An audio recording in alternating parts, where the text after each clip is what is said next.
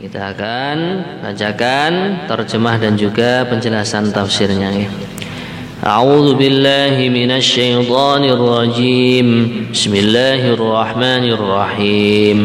Fid dunya wal akhirah wa yas'alunaka 'anil yatama qul islahul lahum khair. Ayat 220 yang artinya tentang dunia dan akhirat. Mereka bertanya kepadamu wahai Muhammad tentang anak-anak yatim. Katakanlah memperbaiki keadaan mereka adalah baik, dan jika kalian mempergauli mereka maka mereka adalah saudara-saudara kalian. Allah mengetahui orang yang berbuat kerusakan dan yang berbuat kebaikan. Dan jika Allah menghendaki, niscaya Dia datangkan kesulitan kepadamu. Sungguh Allah Maha Perkasa lagi Maha Bijaksana. Jadi ayat ini masih ada hubungan dengan satu ayat sebelumnya yang bunyinya kadzalika yubayyinullahu lakumul ayat la'allakum tatafakkarun. Seperti itulah Allah menjelaskan kepada kalian ayat-ayat tanda-tanda keagungan dan kebesarannya supaya kalian mau berpikir dalam urusan apa? Fid dunya wal akhirah. Nah gitu. Jadi Allah itu memerintahkan kita untuk berpikir dunia dan akhirat kita. Nah di sini wawunya itu menurut ulama ahli bahasa Arab limutlaqil jam'i, dikumpulkan. Jadi biar seimbang, jangan mikir dunia saja, jangan mikir akhirat saja, tapi pikirlah kedua-duanya gitu. Biar di dunia hidupnya nyaman, tentram, ya perlu difikirkan ya. Nah, nafkahnya bagaimana untuk keluarganya. Lah untuk asbab nafkah ini mau lewat pertanian kah? Mau lewat perdagangan kah? Mau lewat menjadi pejabat kah? Atau apa saja. Nah, intinya urusan dunia menghasilkan bekal untuk ibadah kepada Allah dari asbab dan dari sumber yang halal. Kemudian biar akhirat kita tidak ketinggalan, ya kita pikirkan juga. Kita pikirkan imannya kita itu bagaimana. Apakah iman yang ada di dalam dada dan hati sudah bisa menggerakkan kita untuk mengamalkan perintah Allah atau belum? Iman kita yang ada dalam hati apakah sudah bisa menghentikan diri kita dari larangan-larangan agama Allah atau belum? Nah ini kita perlu berpikir. Maka sebagian riwayat hadis mengatakan man arada dunya fa'alaihi bil ilmi wa man aradal akhirata fa'alaihi bil ilmi wa man aradahuma fa'alaihi bil ilmi. Barang siapa yang menginginkan kehidupan dunianya sukses, ya hendaklah dia punya ilmunya. Nah, ilmunya mencari dunia, ini yang paham ya ahli perekonomian ya. Nah, supaya perekonomian kita sumbernya halal, ya jangan males-malesan belajar fikih, ya, fikhul muamalah, fikih tentang transaksi jual beli, fikih tentang transaksi sewa menyewa gitu. Insya Allah kita usahakan ya. Kemudian waman aradal akhirata fa'alaihi bil ilmi. Barang siapa yang menginginkan kehidupan ukhrawinya, kehidupan akhiratnya berhasil, ya hendaklah dia itu mempelajari ilmunya. Ilmunya sholat, wudhu dulu sebelum sholat. Bahkan kalau sebelum sholat kita buang air kecil, buang air besar, ada ilmunya, namanya ilmu istinja, adab-adab istinja. Nah, maka inilah perlu kita pelajari. Orang yang ingin sukses akhiratnya, ilmunya zakat dipelajari, ilmunya puasa dipelajari, ilmunya haji dan umroh dipelajari. Bahkan nanti kalau orang itu sudah berkeluarga, nah, ini fikhul munakahah, fikih tentang perkawinan atau pernikahan, ya hendaknya dia pelajari. Bahkan nanti di dalam halaman ini akan disinggung juga tentang ilmu pernikahan itu. Kemudian hadirin sekalian, mereka orang-orang yang ada di Mekah sana bertanya kepada Nabi tentang anak yatim. Apa muamalah kita yang benar menurut agama? Ini sudah diterangkan secara jelas. Qul islahul lahum khair. Katakanlah wahai Muhammad, muamalah kita kepada orang-orang yang diuji oleh Allah dengan menjadi anak yatim, islah, berbuat baik kepada mereka. Ya, berbuat baik dari segi hariannya, dari segi kita bercakap, berbicara, dari segi memikirkan pendidikannya. Ini termasuk berbuat baik kepada anak-anak yatim. Bahkan sampai kalau bisa kita pikirkan sampai pernikahannya pun kita pikirkan. Nah, dijodohkan dengan siapa? Kemudian setelah menikah itu nanti mata pencahariannya bagaimana? Nah, ini termasuk perintah di dalam agama Islam. Bahkan baginda Rasulullah Sallallahu Alaihi Wasallam beliau memberikan kabar gembira kepada hamba-hamba Allah yang mau memikirkan anak-anak yatim. Ana wa kafilul yatimi kahataini fil jannah.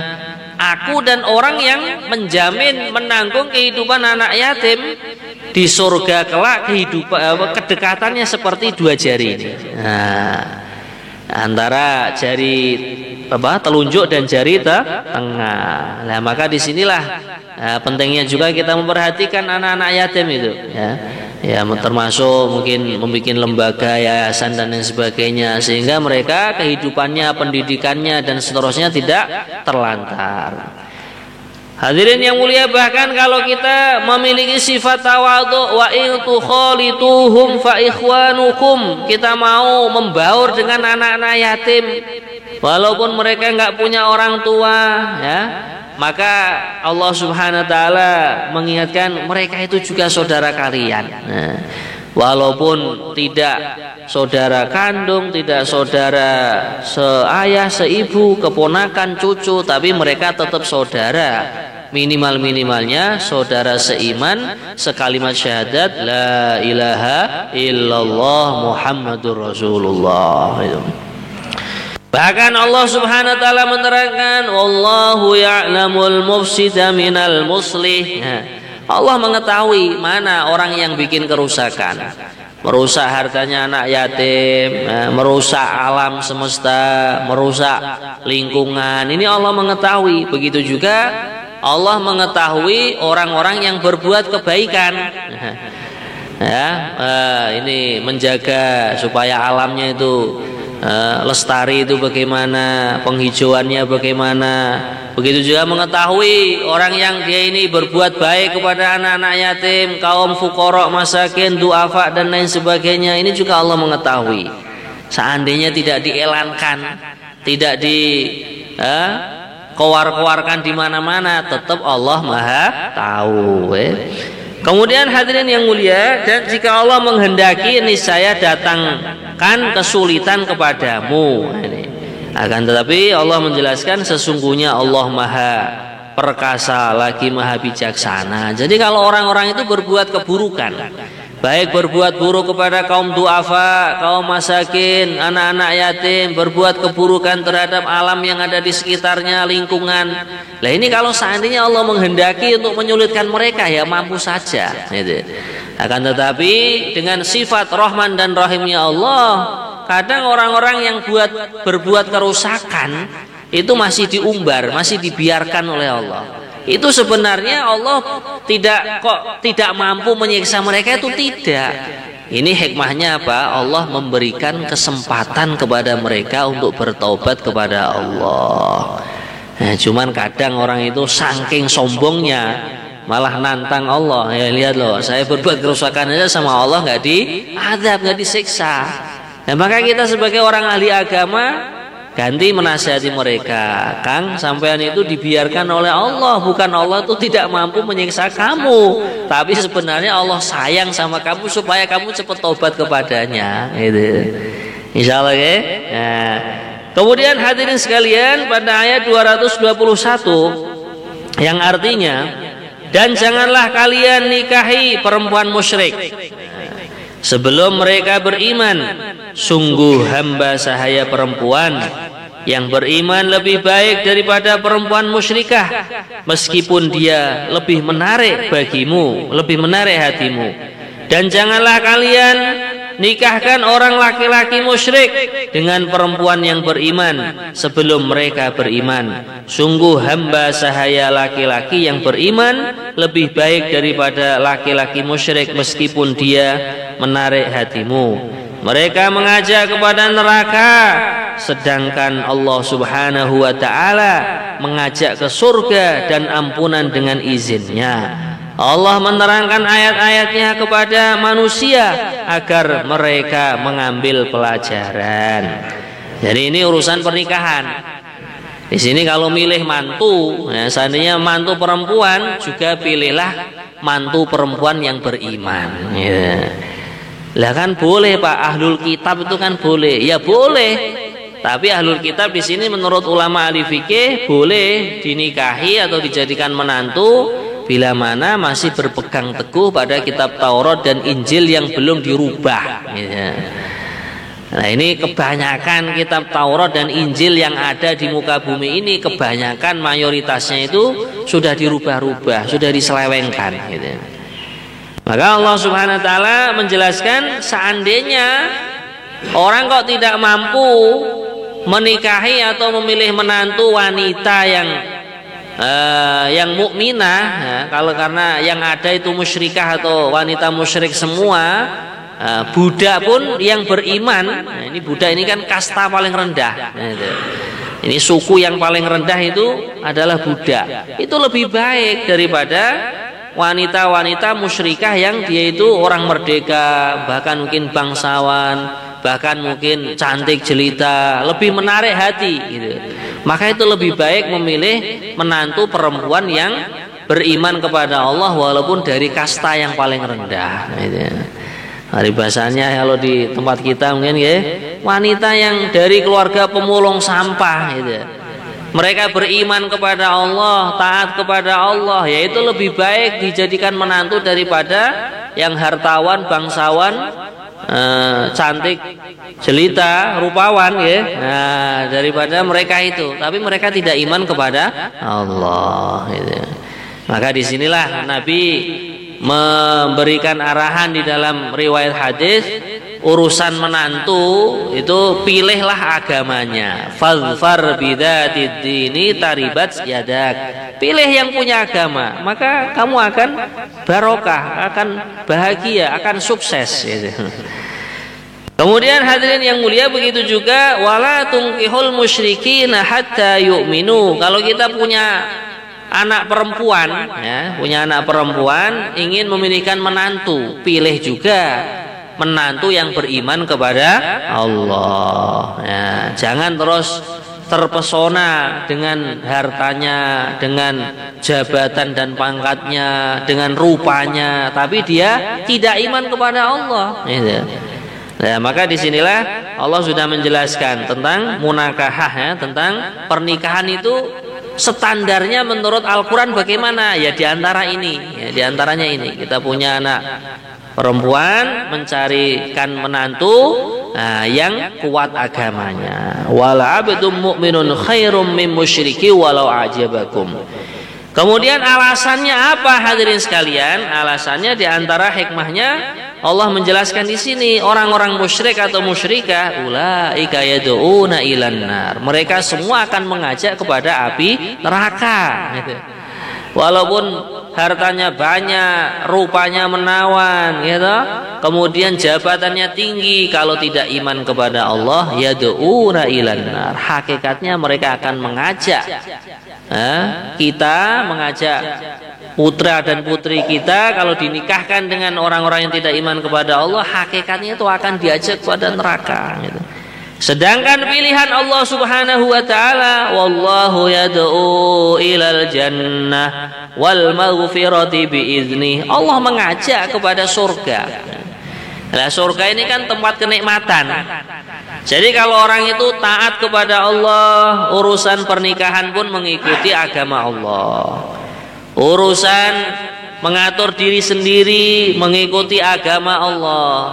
urusan mengatur masyarakat ikut aturan agama Allah. Ini hakikatnya menuju kepada surga, menuju kepada kenikmatan.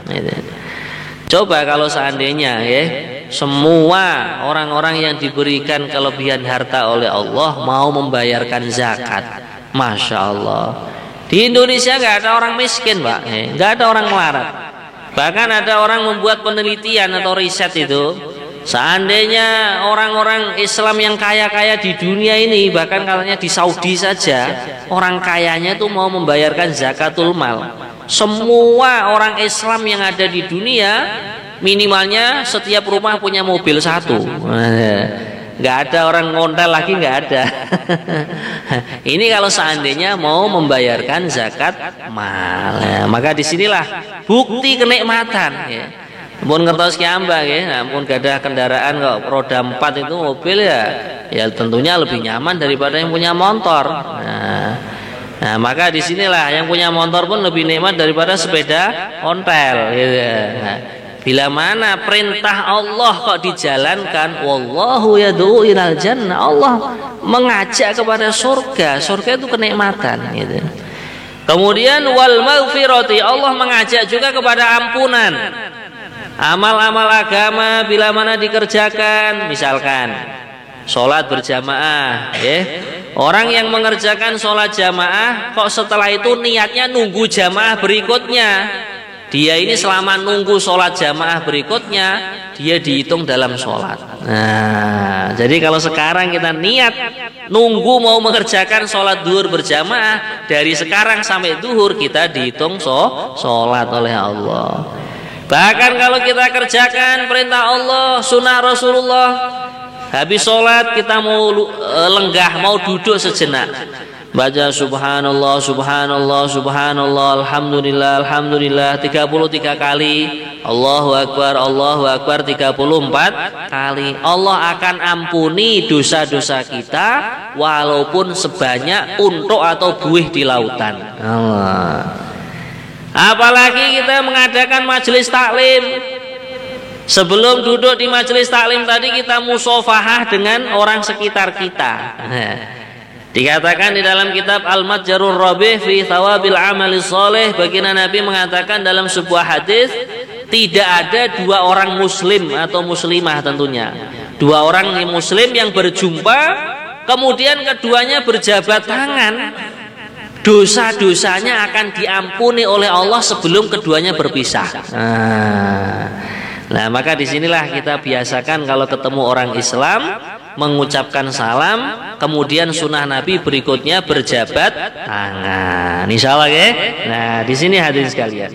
Wa yubayyinu ayatihi linnas. Allah sudah menjelaskan tanda-tanda keagungannya kepada manusia supaya apa? La'allahum yatadzakkarun, supaya mereka mau ambil pelajaran. Maka kalau orang mau mikir keagungan Allah dalam diri kita sendiri saja, di tubuh kita sendiri, ini ahli kedokteran ini sudah sepakat bagaimana keagungan Allah itu luar biasa. Allah menciptakan telinga berada di sebelah kanan sebelah kiri. Allah menciptakan mata, kemudian ada bulu mata, ada alisnya. Hikmahnya diantaranya apa?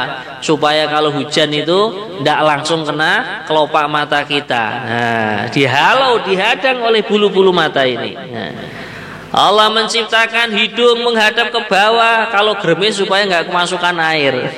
Kalau kemasukan air ya pengar gitu. La ilaha illallah. Bahkan hadirin yang mulia, cairan-cairan yang ada dalam tubuh kita, tangan kita yang ada di hidung, telinga ini walaupun kelihatannya kotor, tapi kalau diperiksa, diteliti, di situ ada tanda-tanda keagungan Allah. Dalam sunnah Nabi, orang makan sunnahnya suapannya itu langsung, tidak pakai sendok. Nah, ini tentunya dalam makanan-makanan yang bisa dijangkau dengan tangan. Jangan terlalu ekstrim, nanti makan bakso pakai tangan lagi ya. Makan sop pakai tangan ya. Kalau kuah-kuah itu perlu pakai sendok ya. Dalam agama tidak melarang gitu. Tapi kalau seandainya bisa dijangkau dengan tangan, nah ini ternyata apa? Di tangan ini ada suatu zat yang namanya enzim atau apa itu, ya.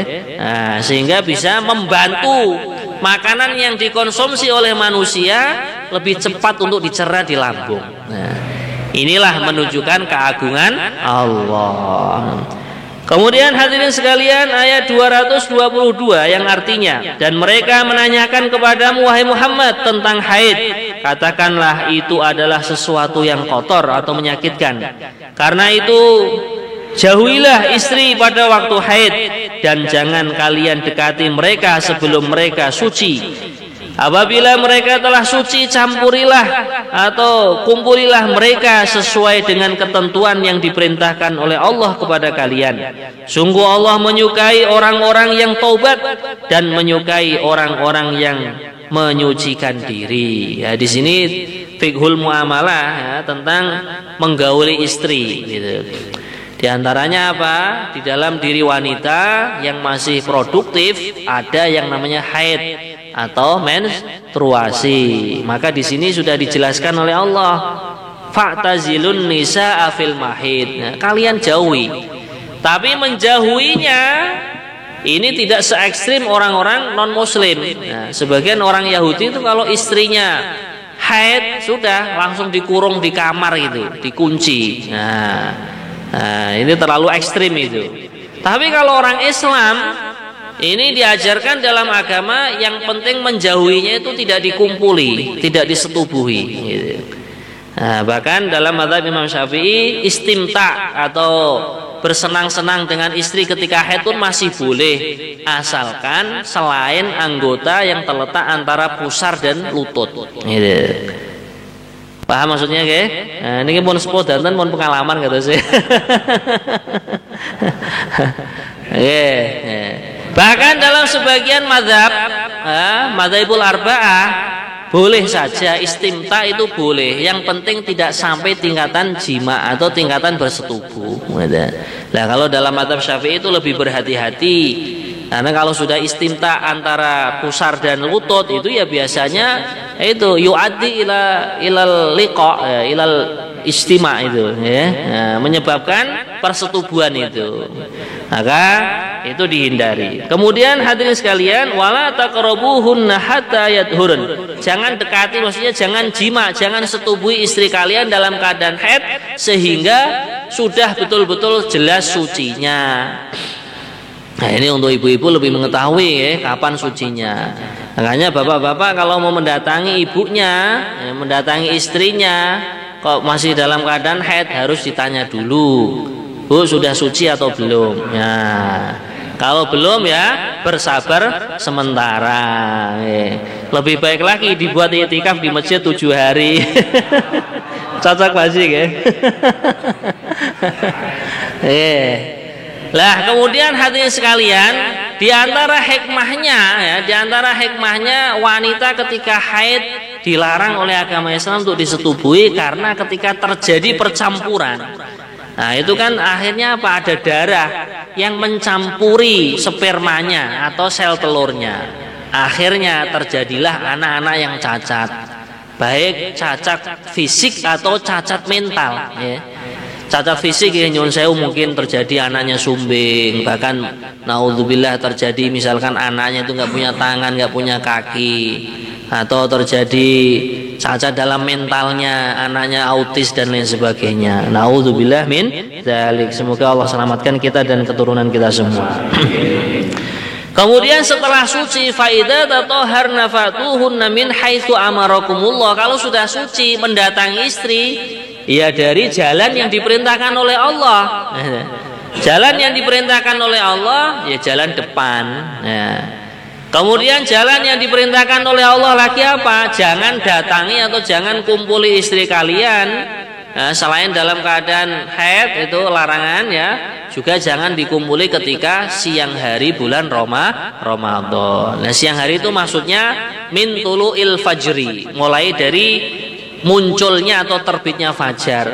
Nanti jangan salah paham, loh berarti habis subuh boleh Pak, kan belum siang ini. Nah, enggak boleh tetap, ya.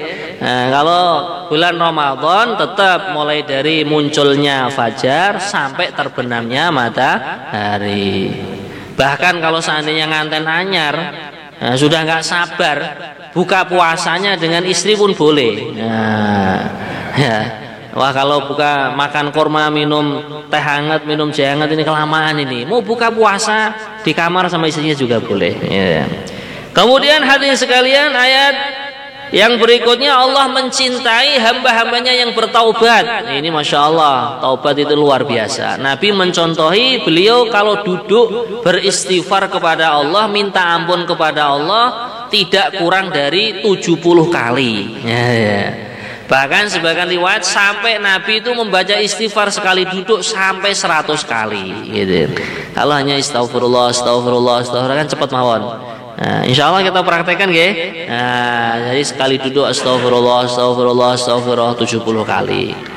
Kemudian wa yuhibbul mutatahhirin, Allah mencintai hambanya yang senantiasa berusaha mensucikan diri. Lesannya suci dari berkata buruk kepada orang lain, telinganya suci dari mendengarkan hal-hal yang haram, kemudian matanya suci dari memandang yang sifatnya meremehkan orang lain, memandang kepada perkara-perkara yang diharamkan oleh Allah. Tangannya suci ya dari berbuat hal-hal yang negatif. Kakinya pun suci dari melangkah kepada tempat-tempat yang tidak diridhai oleh Allah. Hadirin sekalian, ayat 223, istri-istrimu adalah ladang bagimu, maka datangilah ladang itu kapan saja dengan cara yang kamu sukai, dan utamakanlah yang baik untuk dirimu. Bertakwalah kepada Allah dan ketahuilah bahwa kalian kelak akan menemuinya, dan sampaikanlah kabar gembira kepada orang-orang beriman. Jadi maksudnya ayat ini diantaranya nisaukum harthul lakum, wanita atau istri kalian adalah tempat cocok tanam kalian, maksudnya untuk membuat keturunan gitu. Lah namanya membuat keturunan, fa'tu harthakum anna syi'tum gitu. Ya kalian itu mau mendatangi istri kalian dalam keadaan berdiri, duduk, berbaring, itu boleh-boleh saja, akan tetapi sekiranya tetap mendatanginya itu di tempat yang diperintahkan oleh Allah, yaitu di jalan depan. Itu tafsir Ayatul Ahkam itu mengatakan seperti itu.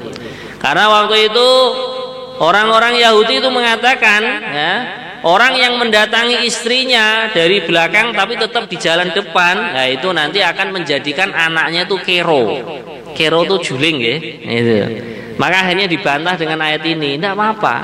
Fa'tu harthakum anna syi'tum, akan tetapi tetap di dalam tafsirnya itu min haitsu umirtum, dari jalan yang kalian diperintahkan, yaitu jalan depan, bukan dari jalan belakang. Karena itu termasuk yang dilarang oleh Allah Subhanahu wa taala. Dan juga itu menurut kesehatan juga, yang ahli dalam ilmu kedokteran atau ahli dalam kebidanan itu lebih mengetahui ya, gitu. Maka inilah hadirin sekalian, agama itu sudah sempurna ya. Bahkan Allah Subhanahu wa taala mengatakan wattaqullah. Kalian urusan mendatangi istri tetap harus dibarengi jalan takwa kepada Allah. Nah, ini jalan yang tidak takwa kepada Allah, ini mungkin kita tahulah. Intinya hal-hal yang tidak dihalalkan oleh Allah, yang diharamkan oleh Allah, urusan kasur dengan istri, nah ini Allah memerintahkan untuk menjauhinya. Kemudian kalau orang itu tidak mau mengindahkan peringatan-peringatan Allah, fadhol, ini Syekh Syakir dari Madinah, insyaallah kita kedatangan tamu masyayikh dari Madinah ini. Moga-moga. Ini tamu dari Madinah langsung nih, Masya Allah, majelis kita luar biasa ini. Allah, silakan. Fadhol masyayikh, fadhol. Nah, majelisnya jenengan didugeni masyayikh saking Madinah. Waalaikumsalam. Ahlan wa sahlan. Monggo. Fadhol Syekh, fadhol. Fil amam, Masya Allah. Luar biasa ini. Masya Allah. Moga-moga suatu kemuliaan nih, Masjid Al-Aziz didatangi penduduk Madinah dekat Masjid Nabawi ini, rumah beliau ini. Allah, fadhal, silakan.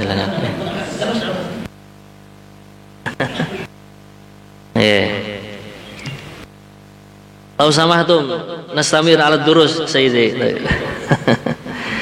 Jadi hadirin sekalian, kalau orang urusan rumah tangga khususnya ya urusan kasur bersama istri kok tidak didasari takwa kepada Allah, Maulwi Abdurrahim betul ya.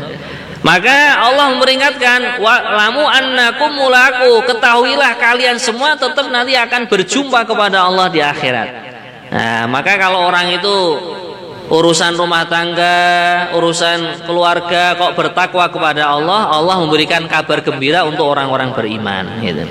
Wa basyiril mu'minin. Kemudian hadis sekalian ayat 224, dan janganlah kalian jadikan nama Allah dalam sumpahmu sebagai penghalang untuk berbuat kebajikan, bertakwa dan menciptakan kedamaian di antara manusia. Allah Maha mendengar lagi Maha mengetahui. Jadi maksudnya ayat ini kurang lebihnya kita ini dilarang untuk bersumpah, bersumpah meninggalkan perkara-perkara yang diwajibkan oleh Allah. Misalkan demi Allah saya nggak mau sholat, nah ini nggak boleh dalam agama. Ya, maka kalau begitu perintahnya apa? Tetap kita mengerjakan sholat. Nanti sumpah yang sudah kita langgar tadi kita bayar dengan bayar kafaratul yamin. Nah, penebus sumpah. Ya. Nah, antaranya mungkin ya puasa 3 hari ya, dan lain sebagainya sesuai aturan dalam ilmu-ilmu fikih. Atau misalkan orang sudah tahu ini hal dilarang dalam agama, diharamkan dalam agama, kok malah dia sumpah akan mengerjakannya. Demi Allah saya setiap hari akan minum khamr misalkan. Nah, maka di sini kan bertentangan ya. Nah, maka ini sumpahnya ini tetap harus dilanggar. Maknanya dia tidak boleh mengerjakan yang namanya minum minuman khamr.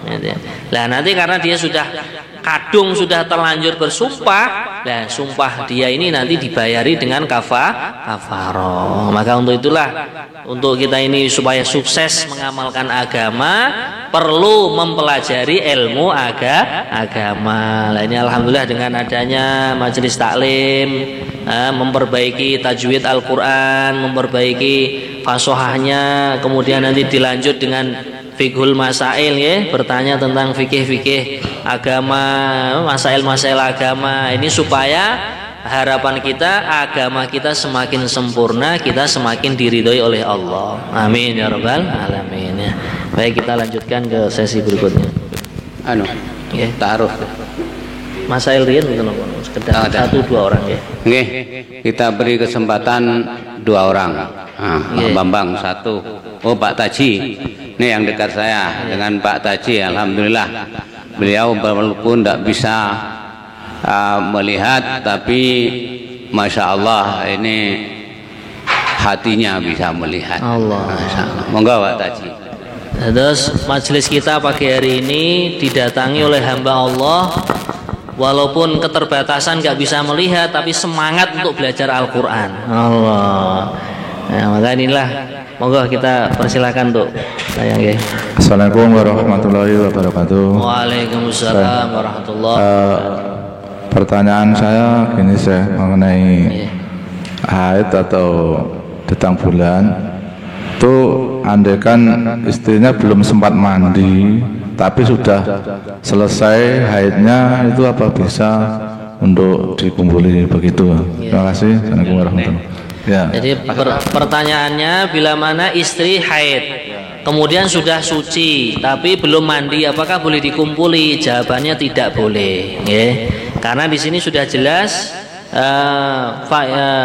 mana tadi? Wa yas'alunaka 'anil mahid wala taqrabuhunna hatta yadhurna. Ya, dalam artian kalian jangan mengumpuli istri kalian sehingga kalian suci. Maknanya bukan hanya sekedar suci, selesai darah haid atau nifasnya, tidak, tapi sampai mandi jinabat. Nah, disinilah letak mujahadah atau rekosonya istri itu, mandinya 2 kali akhirnya. Ya, tapi walaupun begitu ya dinikmati saja karena ini merupakan perintah Allah. Mekatan Pak ya? Ya, jadi suci, setelah itu mandi baru boleh dikumpuli. Ya, monggo. Monggo Pak Bambang. Assalamualaikum warahmatullahi wabarakatuh. Waalaikumsalam warahmatullahi wabarakatuh. Yang pertama ini terkait dengan masalah Allah menciptakan secara berpasang-pasang. Kedua ini terkait dengan anak-anak yatim piatu. Yang pertama ini terkait dengan berpasang-pasangan, bahwasanya Allah ini kan sudah menciptakan, menentukan, mentakdirkan bahwasanya si A itu nanti jodohnya si B. Tapi manakala kita ini sudah berupaya semaksimal mungkin, tentunya setiap manusia yang beriman ingin sekali mendapatkan pasangan yang betul-betul beriman juga. Saya punya ringkesnya anak. Bagaimana? Ya. Pertanyaannya langsung. Nah, pertanyaan saya begini.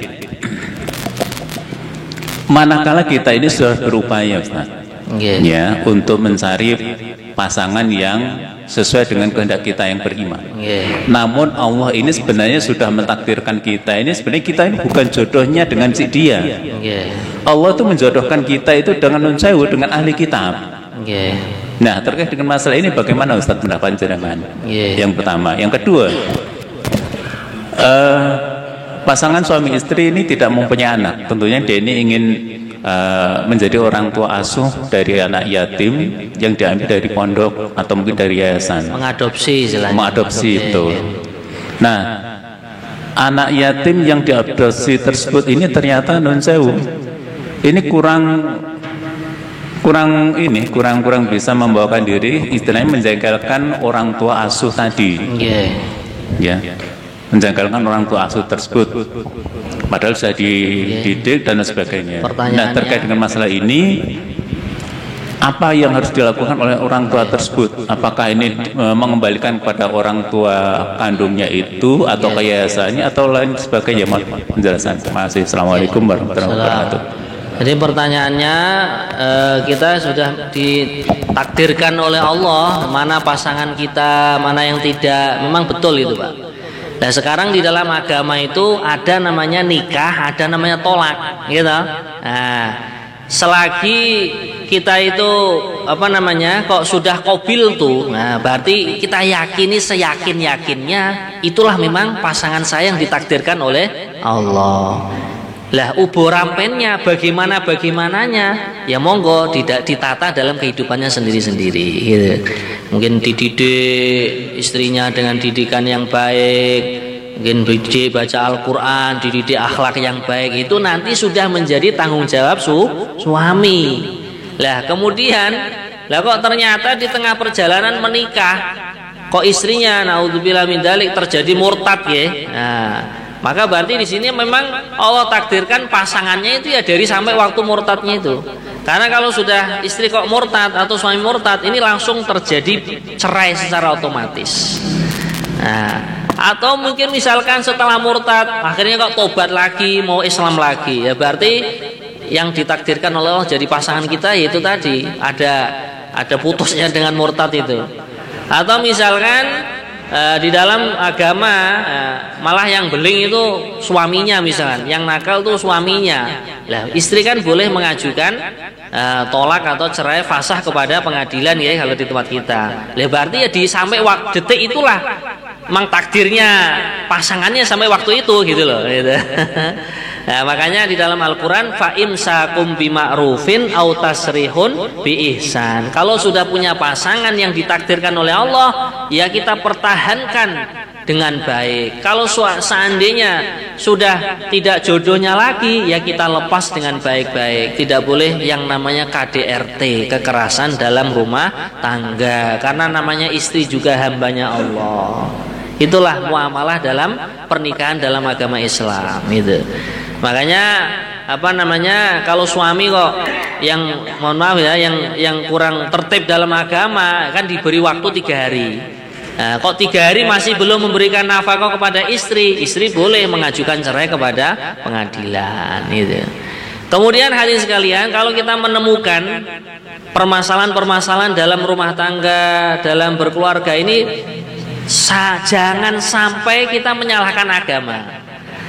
Tapi kita tetap menyalahkan diri kita. Mungkin ada tertib agama yang belum kita ketahui, yang belum pas dalam mempraktekannya. Karena Al-Quran, As-Sunnah atau hadisnya baginda Nabi, dan juga arahan para alim ulama yang kitabnya betul-betul barokah, itu betul-betul kalau dipraktekkan dengan cara yang pas dan sesuai, itu pasti akan mendatangkan barokah, gitu. Akan mendatangkan rahmat dan sayangnya Allah Subhanahu wa taala, gitu. Kemudian tentang muamalah kepada anak yatim. Misalkan ada pasangan yang mengadopsi anak yatim, setelah dididik kok ternyata nyuwun sewu nggih, mungkin nakal dan lain sebagainya. Lah ini ya monggo, namanya kewajiban mendidik itu kalau dalam Islam itu sampai dewasa, sampai balik, ya. Nah, kalau anak sudah balik itu sebenarnya urusan dia sendiri.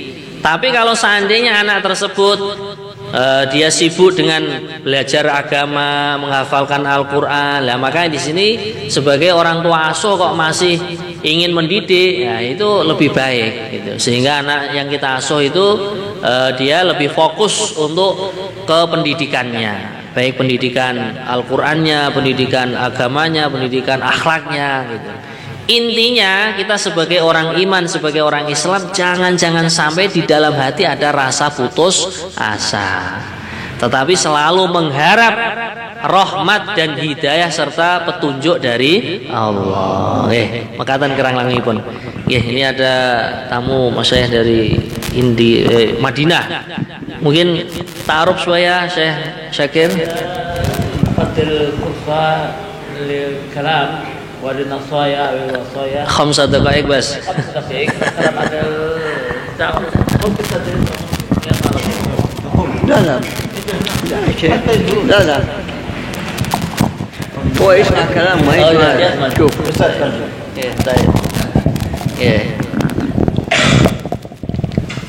بسم الله الرحمن الرحيم والصلاة والسلام على رسول الله سيد البشر وسيد العالمين نبينا وحبيبنا وسيدنا محمد صلى الله عليه وسلم.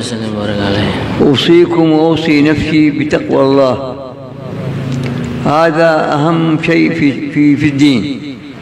الله ما خلق الله قال وما خلقت الجن والإنس إلا ليعبدون. Jadi beliau mengatakan, saya datang ke sini untuk bersilaturahim, kemudian mengunjungi Bapak Ibu sekalian, dan saya pesankan paling penting dalam agama adalah kita takwa kepada Allah. Wa kull al-umur ta'ti بجهد وبطريقة رسول الله صلى الله عليه وسلم. Setiap segala sesuatu yang kita inginkan, hajat-hajat kita akan ditunaikan adalah dengan cara kita ini usaha menghidupkan usahanya baginda Rasulullah sallallahu alaihi wasallam. Ay amal khilaf awamir Rasul sallallahu alaihi wasallam fahuwa batil. Apa saja dalam urusan agama kok bertentangan dengan perintahnya baginda Rasulullah SAW, maka ini jelas kelirunya. Ma ataakum ar-rasul fakhuduhu wa ma nahakum anhu fantahu. Beliau katakan, apa yang diperintahkan oleh Allah kita kerjakan semaksimal mungkin, semampu mungkin, dan apa yang dilarang oleh Allah dalam agama kita tinggalkan semaksimal mungkin. Wa na'ti wa na'mal kull umurana ala nahj ar-rasul sallallahu alaihi wasallam.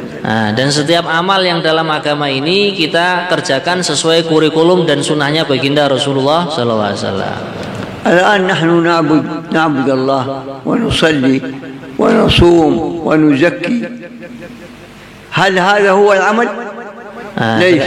Sekarang kita sudah mengerjakan puasa, mengerjakan sholat, mengerjakan zakat. Apakah ini sudah hanya itu saja perintah Allah kata beliau? إذا متنا ويسألنا الله يقول ماذا عملت؟ نقول له نحن نصلي ونحن نصوم ونزكي. Jawabannya tidak cukup kalau kita hanya puasa, sholat, zakat tok nggak cukup. Kalau kita meninggal dunia, kemudian kok amal kita hanya puasa saja, zakat saja, kemudian hanya sholat saja, maka ini masih belum cukup katanya.